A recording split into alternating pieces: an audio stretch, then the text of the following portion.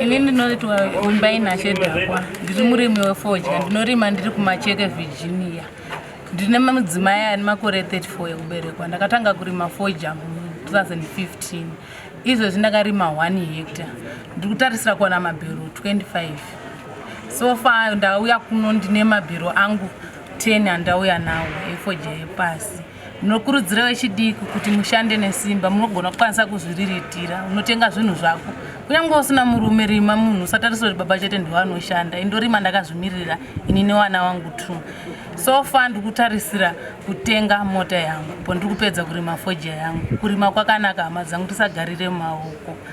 Ndakadzidza kuti wakarima munhu hautarisira kupihwa mari nemumwe munhu kana kuba. Unoshandisa maoko ako, wobata mari yako kahwani pakutengesa fodya.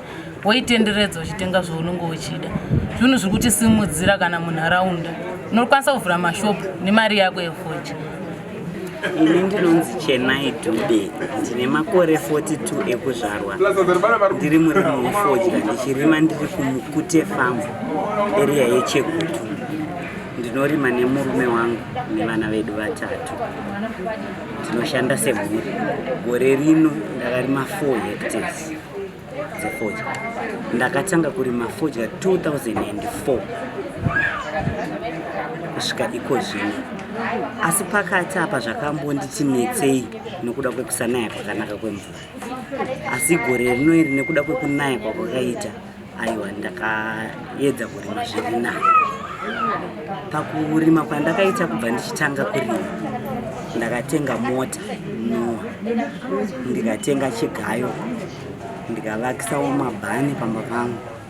Iko zvinezvi ndiri kufurirawo kuti zvikafamba zvakanaka ndinogona kutengazve rori kuti ndikwanise kutakura mabheozi kubva kumba tichiuya kuno.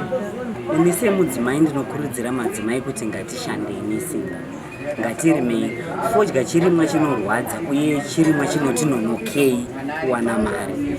Asi panguva yaunozowana mari yako inobatika yakaungana, yekuti unokwanisa kuronga chimwe chinhu chaunokwanisa kutenga kuti pakurima kwandaita ndaunganidza ndatengawo ichi. Kurudziro yandinayo semudzimai ndeyekuti ngatidzidzei kushanda kuti tikwanise kusimuka. Nokuda kwekuti mabasa iko zvinezvi ari kunetsa, mukatarisa kuti mumakomba munoenda vana muchikorokoza munenge musinganyatsowanika mari. Asi mwana ndikamudzidzisa kushanda kubva ari mudiki, zvinomubatsira pakukura kwake kuti kana achinge ane mhuri yake zvinhu zvinomuitira nyore. Nokuda kwekurima kwatiri kuita nababa, pfuma vakabvisa asi havasati vapedza. Asi zvinotarisirwawo kunzi mukwasha anzi akabvisa, aiwa vakabvisa.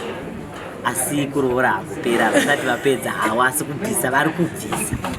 Kuburikidza nekushanda kwatinoita, pari pakuti ndichishanda nemurume wangu handina problem yandoti ane paanondidzvanyirira kana kuti aiwa zvinhu zvedu zvinofamba zvakanaka.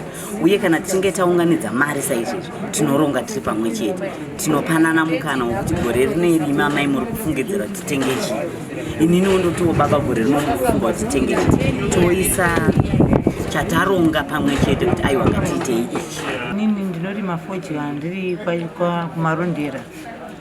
Saka pafodya ndakaona pane pundutso zhinji.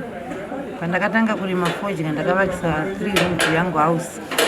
Pandazotenga mombe dzangu 2, pandatenga ngoro yangu.